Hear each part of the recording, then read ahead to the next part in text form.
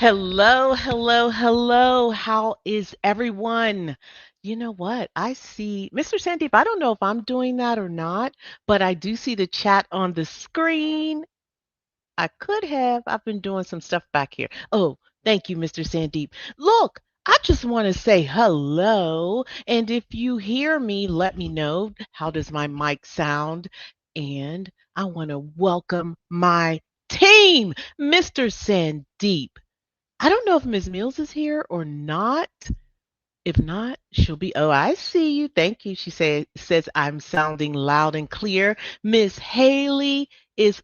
If she's not here, she's en route. I see you, Miss Star Wars girl. She's our intern. I see you, Miss Beth. And if I missed anyone, I'm going to get to you.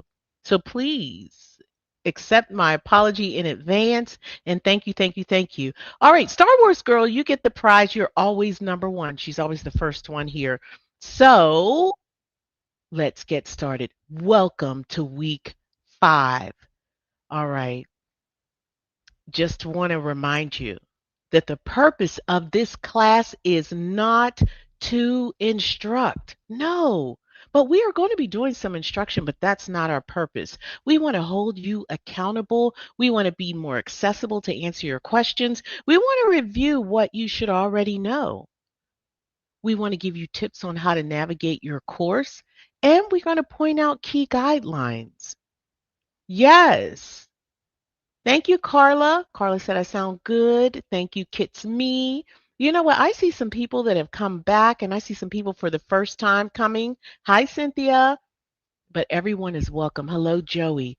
All right, so the announcements are kind of the same until they're not. This is not the MCDC course. A lot of people think it is. This is not our private MCDC course. It's the free YouTube course, but it's good. It's good if you do the work. You know what? You got something great on your hands if you do the work. All right. So just to let you know, we meet weekly and Mondays. Don't forget Mondays. There's a guideline mastery class taught by Ms. Haley. Now the class is going to kind of take a different turn this Monday. I'm just giving you a heads up, and I think you're going to like it. Please let us know. Don't forget about IMTAP, Interactive Medical Terminology and Anatomy. That is on Wednesday evening. So last night you should have attended. Type in the chat if you've gone. Type in the chat. It's in our Discord. All right. And the 2026 MCG manual ebook is available, right? You can go to our website, www.amcicoding. You can click on MCG manual, right? But that's not why I brought you here. I brought you here so that you can see where the YouTube course registration is. Some of you haven't registered. Every week we get new people, so I have to say some of the same things. All right, so if you go to the website www.amcicoding YouTube and then click on YouTube course, you'll land here. And basically you should complete the enrollment form and the syllabus. Download the syllabus. And that's it. You're in. And to attend these classes on your syllabus, you'll see these RSVP links. Right now we're in week 5. If you click on it, you should have landed here. And then I would click on this notify me button. Then you don't have to you just rely on YouTube to remind you of class time. All right. And your course books are also on your syllabus. For this class, you do need the ICD-10 CM manual and your MCG. If you don't have an MCG, it's okay. All right? MCG just helps simplify guidelines. All right? Also, if you want to join Discord, the instructions to join Discord is on your syllabus as well. Here's a new announcement. Vital Source. If you've purchased the MCG or any book on Vital Source, as you see, we have a CPT manual, and right now I'm just really focusing on this MCG. So if you've purchased it, there are some resources in the ebook. The ebook platform is called Vital Source. So let's say you want to go in there. All right, so it looks like this. This is an example, or yeah, it's a screenshot of the um, MCG. It used to be called a flip portion, but these are the guidelines for the hypertension section. Now, this these guidelines can be converted into flashcards. Yeah, that's a feature inside of VitalSource. So how you do it? You essentially just highlight the section. If you look over here to the right, highlight the section that you want to be a part of the flashcard like this. So I want to highlight for cases of hypertension with heart or kidney involvement. Then I'm going to click on create flashcard. Then I'm going to paste it right here in the front. Then I'm going to go back and I'm going to highlight the other part for the back because it's actually, you know, a complete um card. So the first part is the front, the second part is the back. I'm going to paste it in there. Then I'm going to click save and then I'm going to click study and boom, I got a flashcard. What? What? And also, that vital source is great too because it can even read for you. So if you have books in there that you just don't feel like reading, just press the button and let it read for you. So my advice is to use it if it works for you. So you don't need to use Quizlet. You got your own and you can make your own.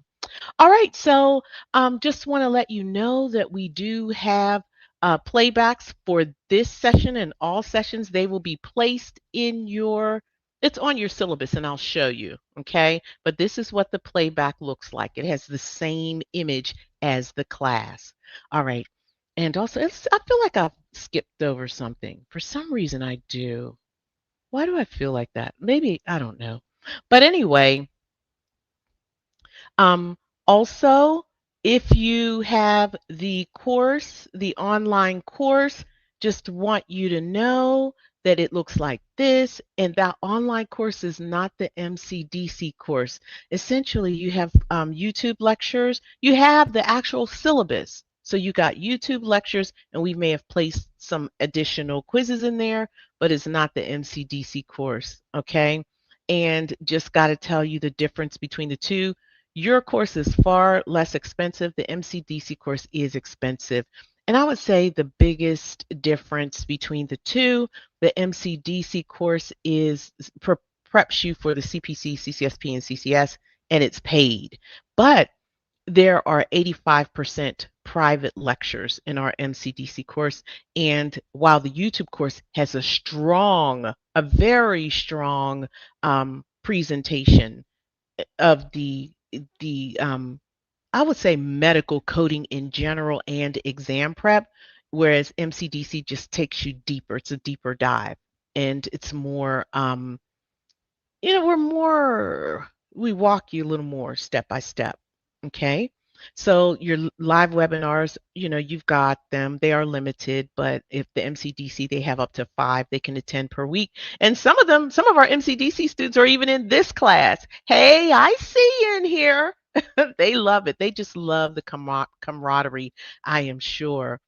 And another big thing is that the MCDC course is worth that 80 credit hours that AAPC talks about. And you can also have internships that will completely remove your A. So you don't have to do that practico. They can just take our internship and they're good to go. And they do it in tandem with taking their course. All right. So if you want these private lectures, if you don't have $3,500, then you don't. I don't spend it. Don't spend it anywhere. Don't come to this free class and then go pay $3,000 somewhere else because this is better. It is. I'm not even going to tell you. I have nothing to gain by telling you to just come to our free course and don't spend any other money. Nothing. Now, if somebody's telling you that you can come here and then pay them, pay attention. Be wise. Be wise. I'm telling you, you can get it done. If you put in the work, you can get it done for free. So do it. Don't buy anything. All right. So if you want to get our private lectures, we do have the AMC a la carte courses where you can just buy them part one, part two, part three. Part one is Introduction to Medical Coding. Part two is Advanced ICD 10CM. Part three is Advanced CPT. Our private lectures are in here.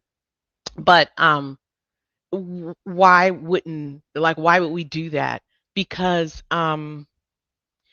these lectures sometimes people, you're going to take a longer time doing it this way. Maybe not, right? And also, we want to give you access to it. And if you're trying to save money, this is a good way to do it. At least you can see what it is and then move forward. So you got one, two, three, and parts four. Four are your exam prep. So you take this and you do it for as long as you want, but you don't have all the other benefits. You just have the lectures. And you got some quizzes in there too. A lot of quizzes. All right. From your syllabus, this is what you should have already completed before coming to class. There's a presumption that you already know. And essentially, all of these, 1 through 8. And I just want to point out that your playbacks from the class, the previous sessions, not this. This is just a guided session. So I'm not really talking about this class. However, this playback is also here. But when we say watch playback from Monday's class, that is the full class that we had last year. Okay? All right. So definitely follow these in order. If you do this work, you can do this. It is doable. And not only are you going to pass your medical coding exams, you're going to be a solid medical coder. You're going to be superior to a lot of people who just exam prepped. You will. Okay.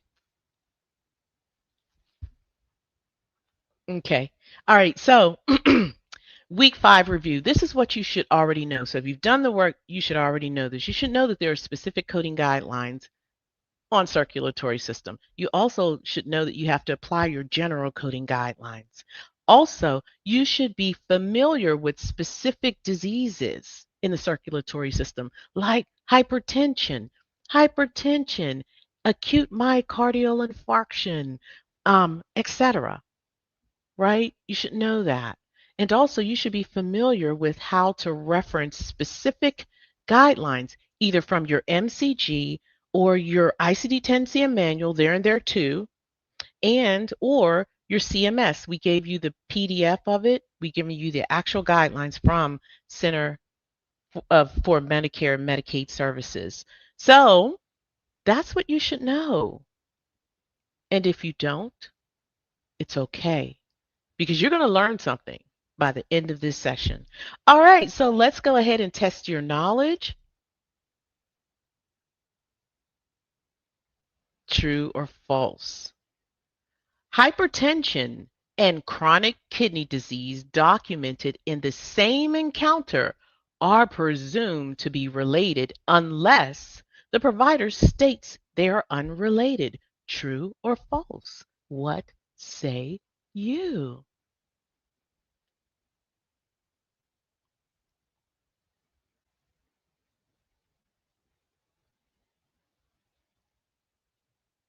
All right, while you all are doing that, I'm going to answer some questions. So if you can just kind of ignore me if it doesn't apply to you. Someone wants to know where they can get their syllabus. You can get it from the website, www.amcicoding backslash YouTube course, or just AMCI coding, and then click YouTube course at the top.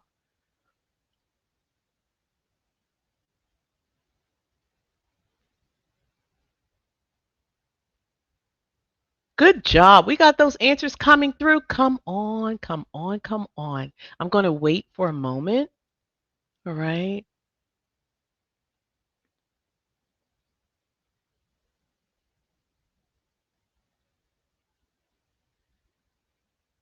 And someone asked, do you need the MCG manual? No, you do not. No, great question. In fact, if you have the 2025, do not buy the 2026 unless you have it like that, right? Yeah, let's save some money. No, you don't.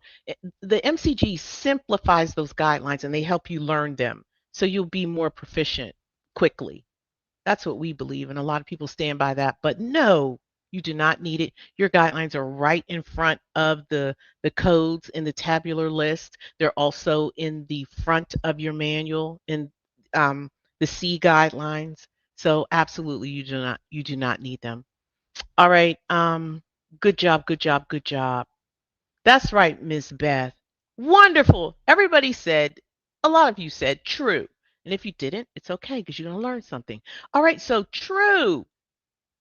Hypertension and CKD diseases are presumed as related. The doctor does not have to say so. And guideline IC9A2 is the one that you'll be referencing. And you can reference these type of guidelines really easily in your MCG manual. All right, true or false? I'm going to speed it up just a little bit. When hypertension and heart failure are documented together, a causal relationship must be explicitly documented by the provider before assigning a combination code. True or false? What say you? All right, so while you all are putting your answers in the chat, I'm going to answer some of these questions. Somebody say, hey, what about the 2022 MCG manual? Yeah, you got to update them. You do have to update. I would say 2024 is pushing it. So, yeah, you should update it. All right. The answer is false. Yes. A causal relationship does not need to be explicitly documented by the provider when hypertension and heart failure are in the same encounter. All right, so if you got it correct, outstanding. If you learned something, that's priceless. If a patient has hypertension, heart disease, and chronic kidney disease, a combination code from I-13 should be used even when the provider does not explicitly state the conditions are related. True or false? What say you? That's right, Star Wars girl. That's right. This participation is really good. Come on, let's go. What say you? And there's no trick question. It's just asking it straight out.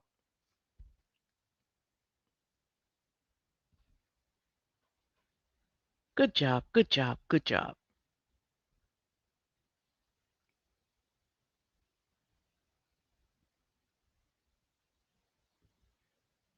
All right. So a lot of you said, all of you have said true.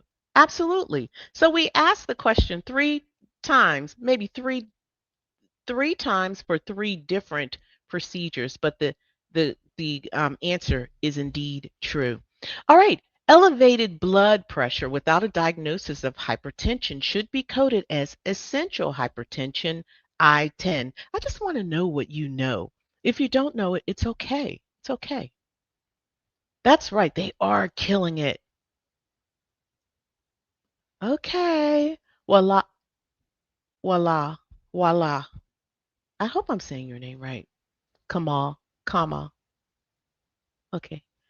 Good job, good job, good job. Just get it in the chat. Get it in the chat. That's all I care. I think that it's good that you take the initiative. We're not going to judge you. And if you said false, outstanding. Blood pressure can be elevated for reasons other than hypertension, right?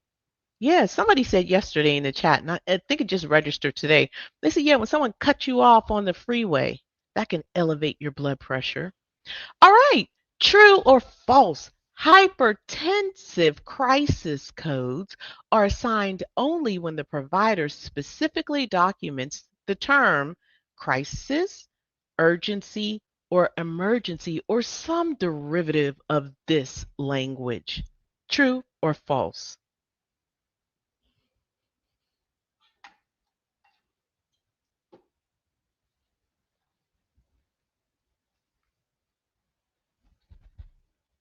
Oh, wow, I said your name right. Voila, Kamal. All right. And those answers are coming through. Hi, Euphemia. Hi, Melissa. Kathy. Okay. K.S. Walton.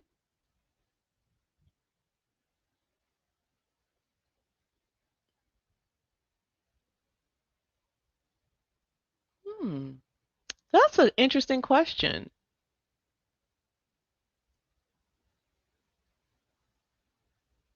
I don't really know that. I think that's more billing.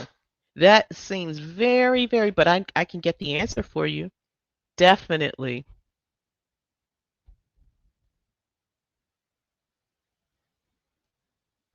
All right. Here is the answer. True. All of you said true. Outstanding. So yeah, we can't if a patient has um high a high blood pressure reading, we can't code it as hypertensive crisis. That doctor has to say it, right? Yeah, and the guidelines say so. All right, so let's move on. And I want to give you a gem. This is a sidebar gem. When you are coding for hypertension or other circulatory diseases, but specifically hypertension, you should remember or recognize certain codes on site. If you can recognize them, it's going to give you a time advantage when you take your exam. The advantage is going to be phenomenal. Phenomenal. When I took my CCS, just knowing certain codes on site enabled me not to look up the codes. And I had sight surgery, so I had some impairment, and I had an ADA. I didn't even need it. I didn't even need it because I knew some of these codes and I didn't have to look them up. Just saying. All right, so these are the codes that you should know on site. You should know I-10 is hypertension. That's your general hypertension. I-11, this category is hypertensive heart disease. I-12 category is your hypertensive CKD. I-13 is hypertension, heart, and CKD involvement. It's all three. We're going to talk about that in a minute. And also, your acute myocardial infarction is I-21.9. This is your non-specific code. And I think if we have time, we're going to talk about that today. I-50.9, that's heart failure unspecified. And N-18.9, this is CKD unspecified. If you can recognize these codes on site, you are going to have an advantage. And I do want to point out that I-11.0 and I-11.9, the difference between the two is the heart failure, with and without heart failure. Now, I-13.0 and I-13.2, the difference is the stages. The stages of the CKD. Point 0 is 1 through 4 stage CKD, and point 2 is 5 to end stage. CKD. But I want to draw your attention to this box over here. This I-10, that's hypertension. That's hypertension and no other diseases, no other related diseases that would warrant using a combination code. And think about that zero. That zero means zero diseases. And the I-11, let's think about this one. This is hypertension and heart. How many hearts do you have? You got one, right? Yeah. I-12, this is hypertension and CKD. How many kidneys do you have? You got two. And finally, I-13, this is hypertension and heart and kidney, CKD, all three diseases. All three. So that 0, 1, 2, 3, knowing it on site is gold, gold, gold. And that's all I'm going to say about that because I'm gonna beat this in the ground today. So you're gonna when you come out of this class, you're gonna know you're gonna know some guidelines on hypertension. But before we move on, just want to let you know that if you want to locate the guidelines in your MCG manual, just open up. This is the ebook. Just open up your book, look for your table of contents on the left. Just click on your chapter 9 and your guidelines are below and categorized as such. And we're going to be in the hypertension section. All right. You might want to use it for class. Now let's go. I got a challenge. This is scenario. Of the following answers, which best describes the encounter? A. I-10, N1 8.30. B. I-12.9, N1 8.30. C. I-13.10, N1 8.30. And D. I-11.9, N1 8.30. Now, coders, if you just look at these, you should know what you need to do because all of the answers are different, right? So we just reviewed it. Now let's read. So that's why we tell you to look at the answers first so that you can perceive your scenario better, so that you can approach it better. All right. So I know I'm looking for the number of um, hypertensive diagnoses. I'm looking for that number. How many are up in there? All right, so hypertension related. All right, so we have a 70-year-old patient who's seen for hypertension and CKD. All right, so I see hypertension and CKD stage 3. The provider does not document a causal relationship between the hypertension and CKD. No other conditions are treated. Coders, what say you? That's right, Miss Haley. She's asking, what do we think? Do you see how easy that is? You don't even have to look this up. And I didn't even read the code language on purpose. I didn't even read the code language. And you can definitely determine the answer. So I'm going to go ahead and solve it. I'm going to inventory. If this is your first time, just to let you know, this is an advanced class. So if you feel the pace is a little too fast, that's why. But go back and watch the playback, slow it down, and you'll be good. You can play it over and over and over. All right, so we're going to inventory. We inventory by writing down the diagnoses, signs and symptoms, the treatment and or procedures, if applicable. All right, so this patient was seen for hypertension. HTN is hypertension and CKD or chronic kidney disease, stage 3. And then it says the provider does not document a relationship between the two. But we've just reviewed the guideline, right? We reviewed that guideline that says, hey, the provider doesn't even have to document a relationship. What we're looking for is to see if he does not link them, if he explicitly says that these two diseases are unrelated. There is nothing like that here. So we can go ahead and use a combination code. So I'm going to get rid of A because it's coding the general hypertension as if they are not related. And they are related, right? All right. I'm going to get rid of C because it's coding for the hypertension, heart, and CKD. There's no mention of any heart. So that's got to go. And D's got to go. Excuse me, B's got to. Oh, so wait a minute. Okay, I'm sorry. D's got to go. Sorry about that. I'm getting a little wrapped up here. D's got to go because this is hypertension and heart. Ours is hypertension and CKD. Remember, you got 2 kidneys. And if you said B, like all of you said, outstanding. Well, most of you said it. Most of you said it.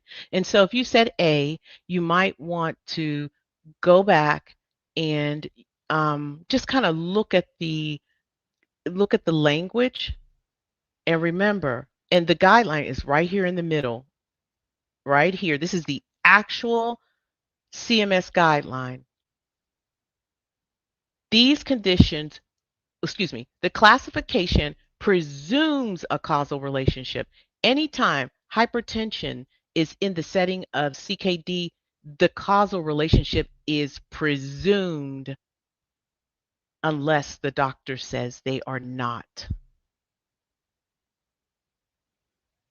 I'm going to let that marinate. Anytime hypertension and CKD are documented in the same session, the causal relationship is presumed. unless the doctor says they are not. So hypertension and CKD becomes hypertensive CKD unless the doctor says it's not.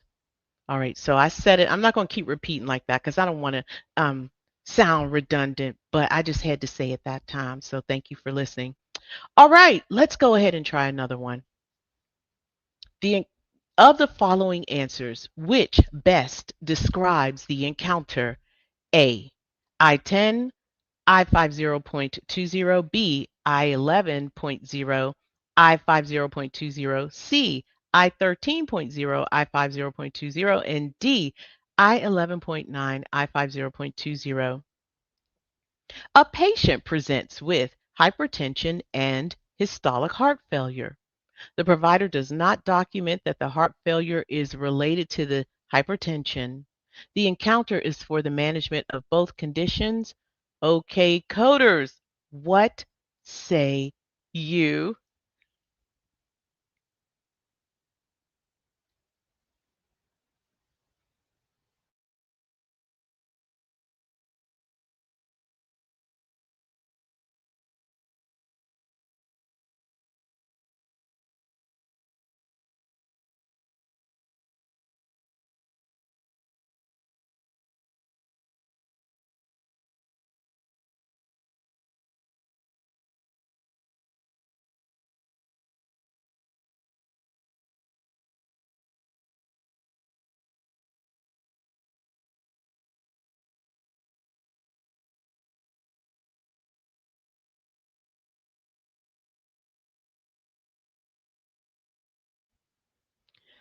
You know what? I see people self regulating and self correcting, and that is amazing. I love it. I love it. And lucky you have me up here laughing. All right, that's right, Ms. Mills. That chat is on fire. On fire. Let's go. Let's go ahead and solve. All right, so my inventory is hypertension, systolic heart failure, and that's it.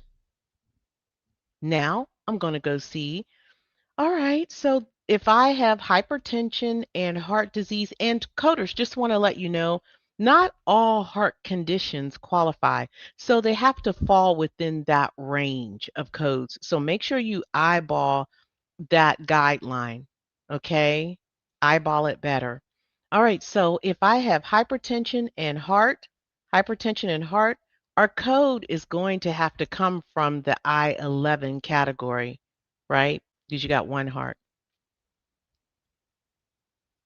Now, since it's going to come from the I-11 category, then we're going to get rid of I-10. We're also going to get rid of I-13, and that leaves us with B and D. And what's the difference between the two? Well, B is coding for hypertensive heart disease with heart failure, and D is coding without heart failure. And we know that we are coding for systolic heart failure. So let's go ahead and get rid of the without heart failure code, and B will be the answer. So if you said B, a lot of you are doing an amazing job. And I love the fact of the people that are not getting it correct. They are learning. It is priceless, priceless. And sometimes we get things incorrect because we move a little fast. And I know I'm moving fast. So I'm definitely going to take that.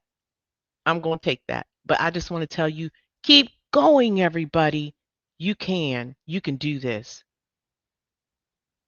That's right. They are amazing. Mr. Sandeep is cheering you all on.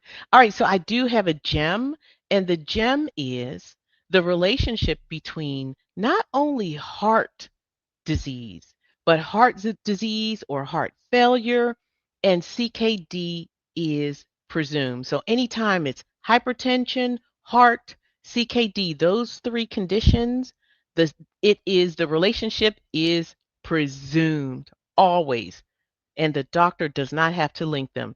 We're just looking for that language where he's saying they're not related. Okay? So when they are related, you use a combination code. All right, let's try again. Of the following answers, which best describes the encounter? A. I11.0, I50.9, N18.4. B. I12.9, N18.4. C. I13.0, I50.9, N18.4. And D. I10, I50.9, N18.4. A patient is treated for hypertensive heart disease with heart failure and CKD, stage 4. The provider does not document these conditions are as related. The visit is for the management of the hypertension. Okay, so I'm going to move fast because I think you guys are kind of getting this, or you got it. You got it. All right. So I'm going to give you a few more moments. Put your answers in the chat. I see some aha moments in that chat. That's what I'm talking about. All right. So I know some people might say, well, this might be a little redundant. You know what? I'm telling you, knowing this and being confident, priceless. All right. It's that important. All right. So here is my inventory: hypertension. So we have heart failure. We have CKD and stage 4. We got all three. We got all three. There you go. So it's going to have to come from the I13 subcategory, or category, not subcategory. And we're going to get rid of A because it's coding for just hypertension and heart. Get rid of D, it's just coding for hypertension. We're going to get rid of B, it's coding for hypertensive CKD. And C is coding for all three: hypertension, heart failure, CKD. And if you said C, outstanding. So that gem, recognize these 4 hypertension categories on site. Recognize them.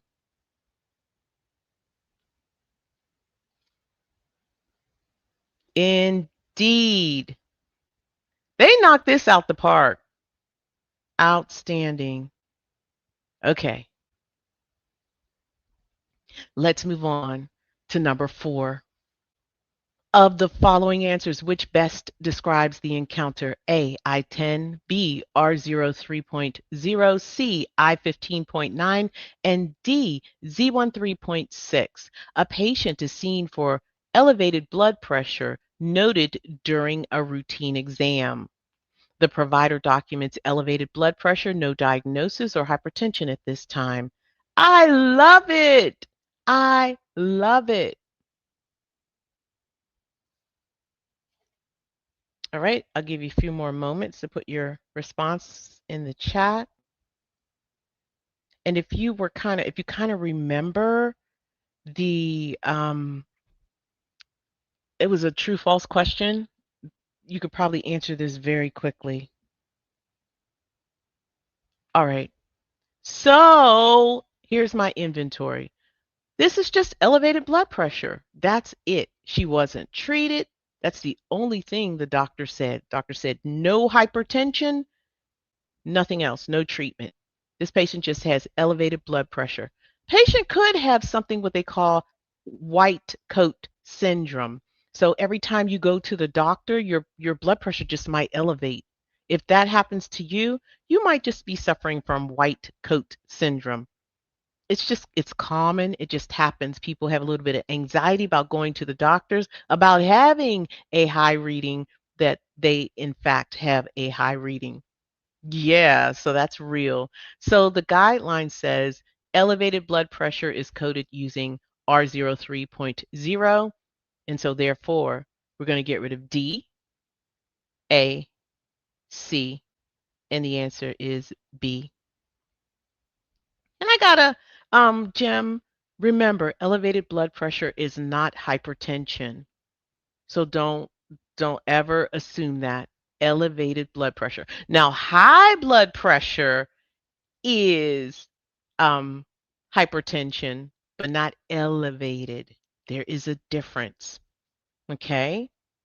And I think you can look up blood pressure high and it should take you to hypertension.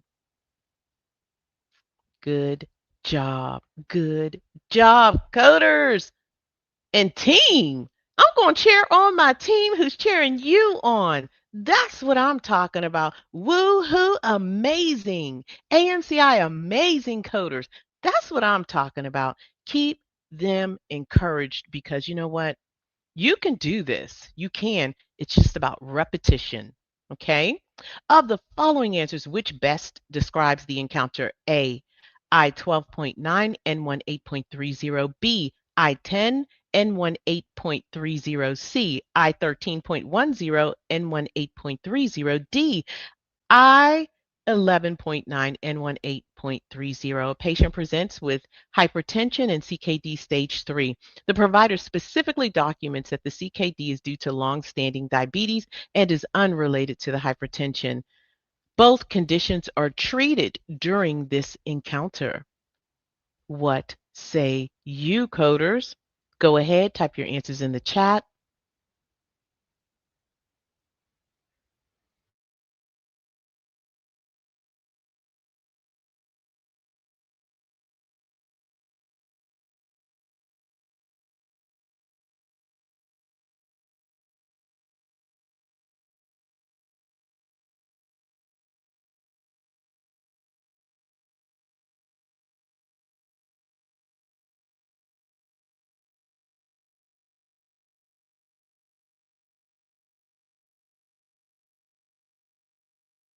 Okay, look at this chat. Look at this chat. You are rocking it. That's right, Mr. Sandy. They are rocking it in the chat. Okay, I'm going to go ahead and inventory.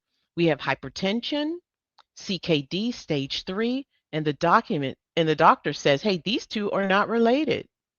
Right? So I'm going to go back to that same guideline, IC9A. I believe this is the first guideline in the hypertension section of circulatory system. And it says this latter part here, when the hypertension is present without relational terms like with or due to an index, the provider must link them. When the provider does not link them, code each separately, right? So he's saying, hey, they're not related. In fact, if you go over here, it says this, I think this language is even more stern. It says these conditions should be coded as related, even if the provider does not explicitly link them, unless the documentation clearly states that the conditions are unrelated. So the doctor got to clearly state these are unrelated.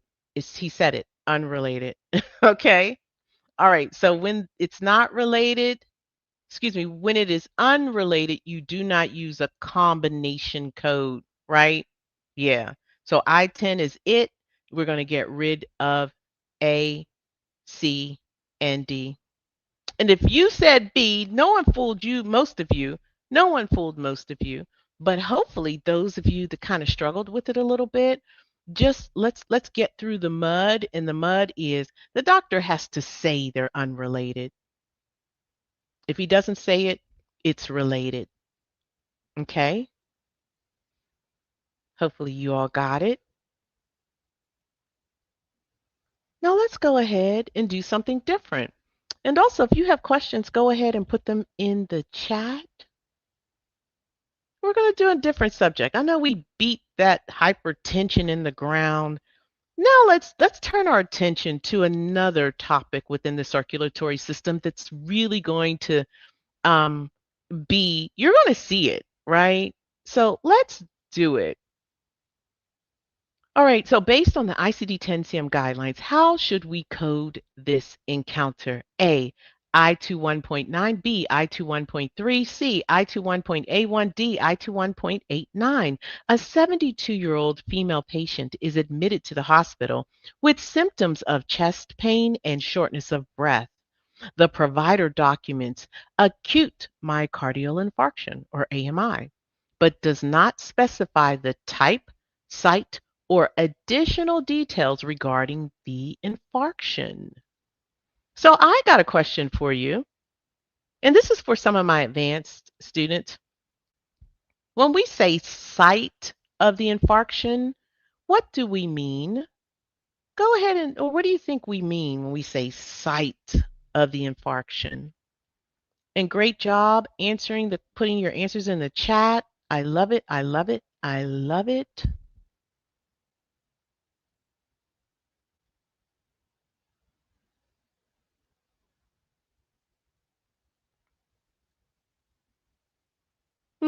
Somebody said location, but specifically location on the heart. Yes. Where on the heart is that infarction? When a patient has an infarction, and if it's not treated very quickly, that tissue can die. That heart tissue can die. And you don't want that happening because your heart is a vital organ, right? So you don't want that to happen. So it's very important that you get treatment right away. But they can specify where the infarction is and they can locate it and we can code for it. Now let's go ahead and let's solve this scenario. My inventory patient was admitted with chest pain, shortness of breath. The doctor documents an AMI. That's it. He doesn't specify or she doesn't specify the type, the site, or anything, right? So what do we do? Well, the first thing I'm going to do, I'm going to get rid of the distractions. The chest pain and the shortness of breath, these are signs and symptoms that are integral to a diagnosis on this list. So we need to code for acute myocardial infarction. And we just need to know what that code is.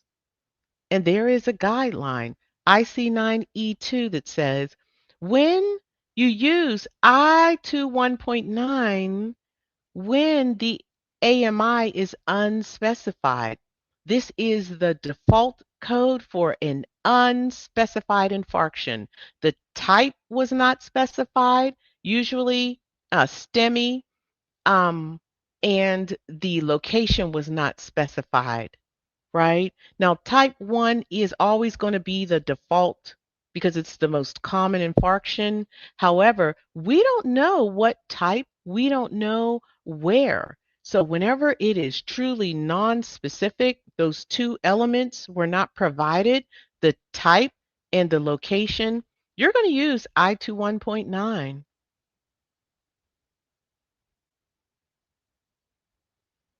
Now, just for due diligence, right? So this guideline saying that the answer is A, but let's go ahead and do our due diligence and look this up.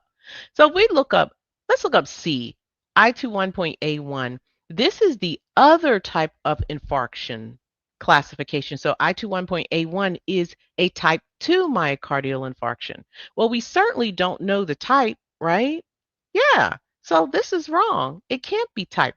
But also, I want to point out that these, if you have the Optum manual, these definitions are amazing. They give you more information about this disease. So what is a type 2 infarction?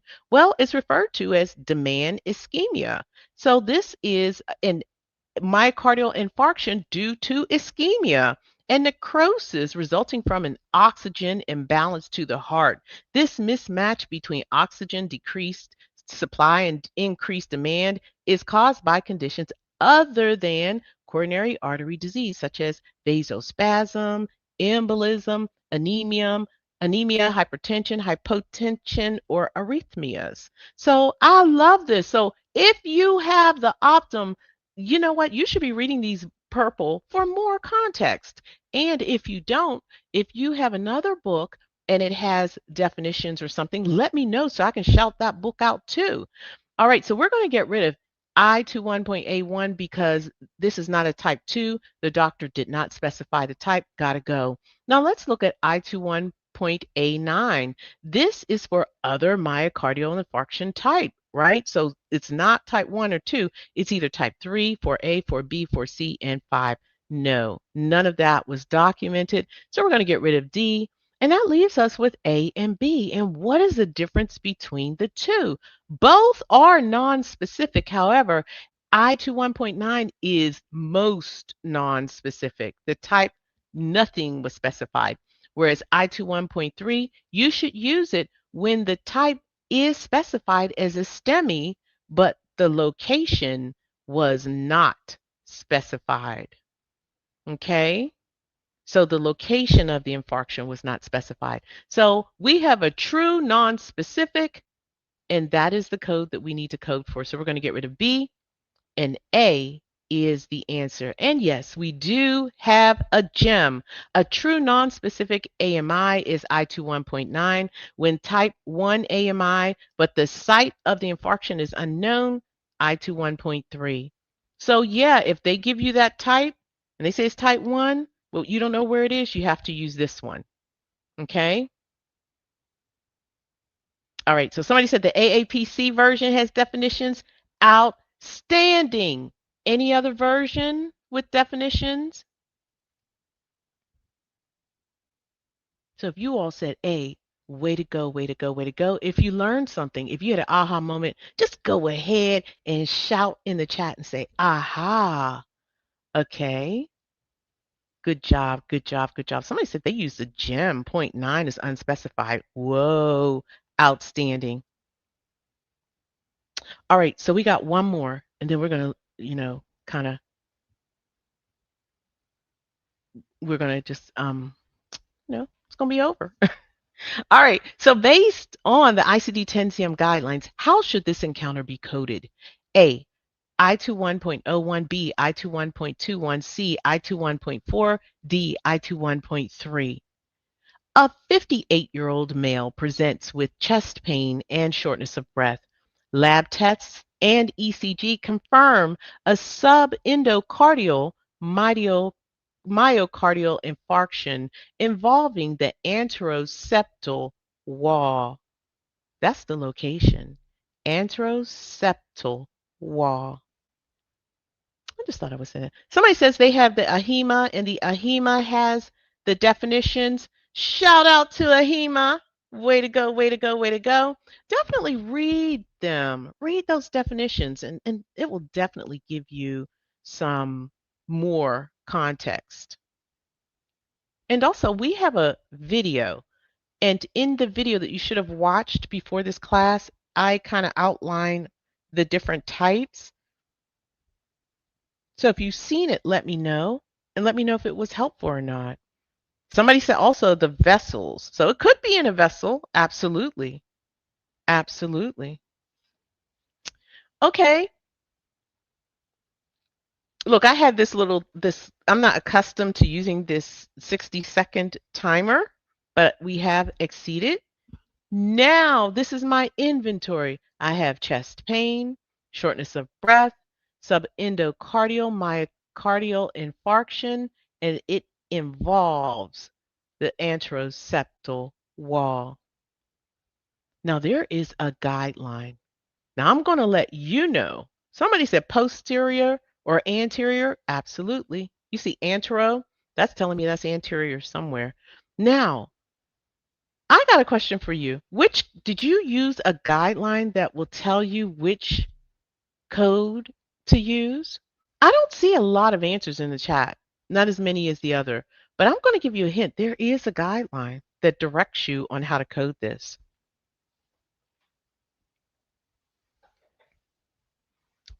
Okay, some answers are coming through.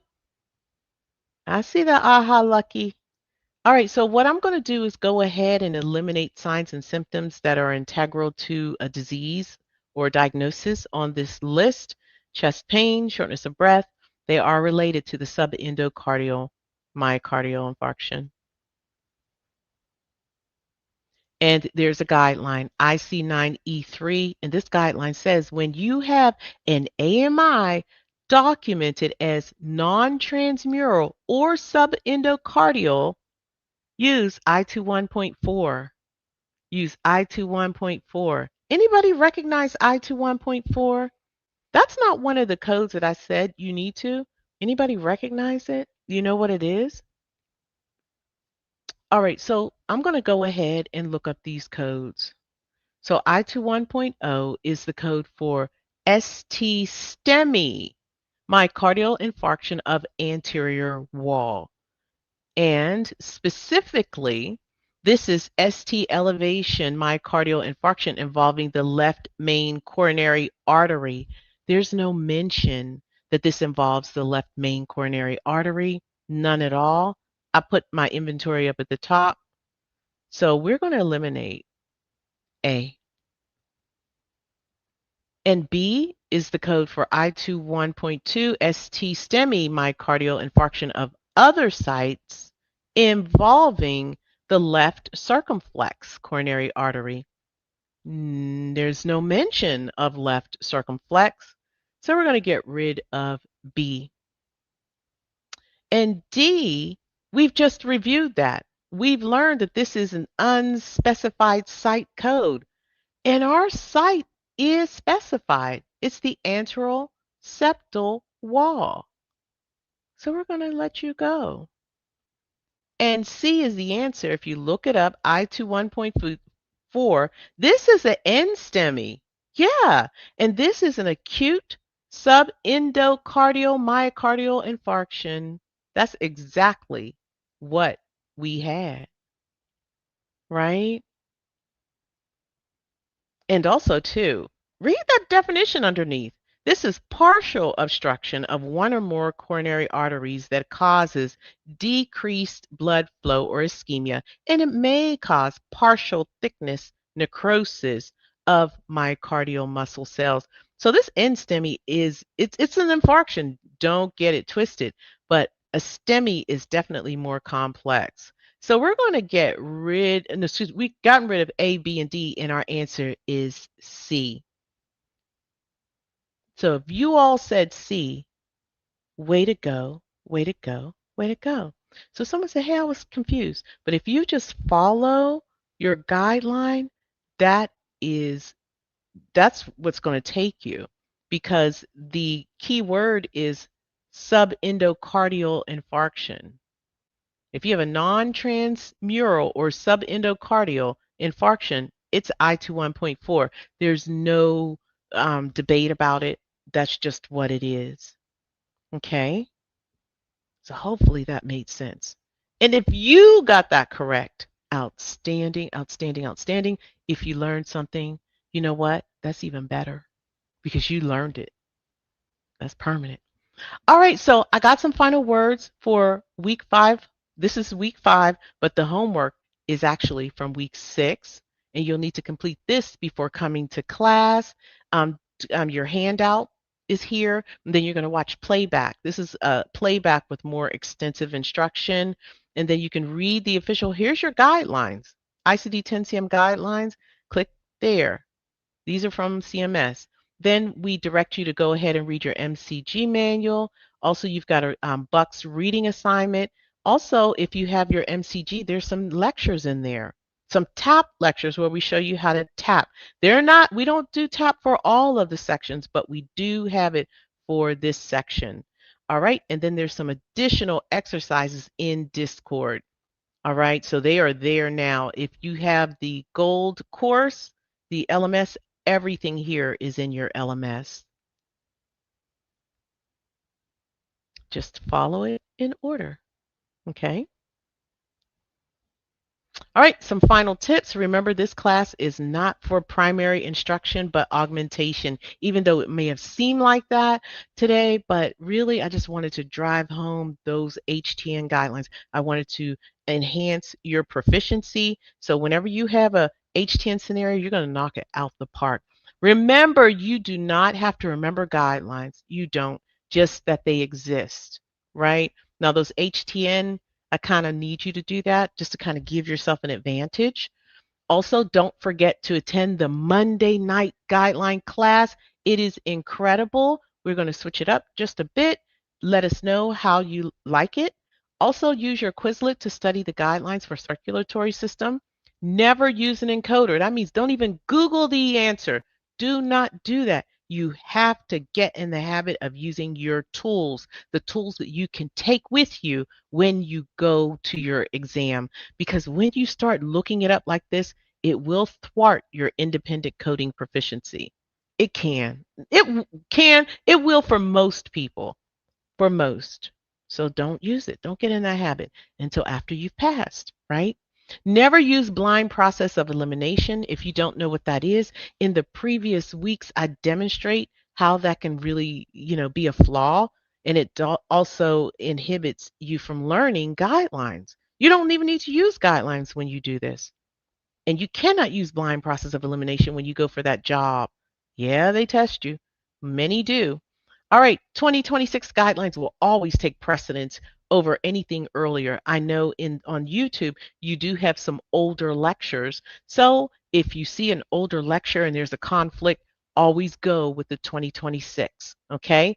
Now, also, finally, if you are planning on taking the AAPC Practicode, we recommend that you do it after you've passed your exam, your certification exam. Don't do it before, it could be a distraction. All right, so on that note, we're going to see you next week. Do you all have any questions? Is 101. I tried to be as prompt as I possibly could. Anybody have any questions? And if you do, and we weren't able to answer them in class, definitely do so on this survey. Complete this survey, please. It helps us, help you. It helps us deliver quality content. And let me know. Hi, Alonda. How are you? And yes, thank you. Janetta said, hey, have a good weekend. Or Janet, I'm sorry. I read everything together. Thank you. Thank you, Cynthia. All right. Dariana, beautiful. All right, so she wants to know how to access her LMS. She has the gold course. Contact us at AMCI, like amcicoding.com. Click on contact and we'll get you right in. Okay. Somebody said this was helpful. That's what I'm talking about, Alonda. All right, Jackie. Good seeing you, Jackie. You did a great job in class. Okay, Kathy. I'm going to call you Cangela's. Is that your name? Or is it Angela? I want to know. All right, everyone. Thank you, Mr. Santee. Thank you, Miss Mills. Thank you, Miss Haley. Thank you, interns, Miss Leslie, Miss Beth. And if I missed anybody, please forgive me. Have an amazing, amazing week. 4,000 exam passers and free classes at AMCI. Learn to code straight from home or on the road at AMCI. We're on the East Coast, the West Coast. We're all around the world. AMCI. AMCI. AMCI. AMCI.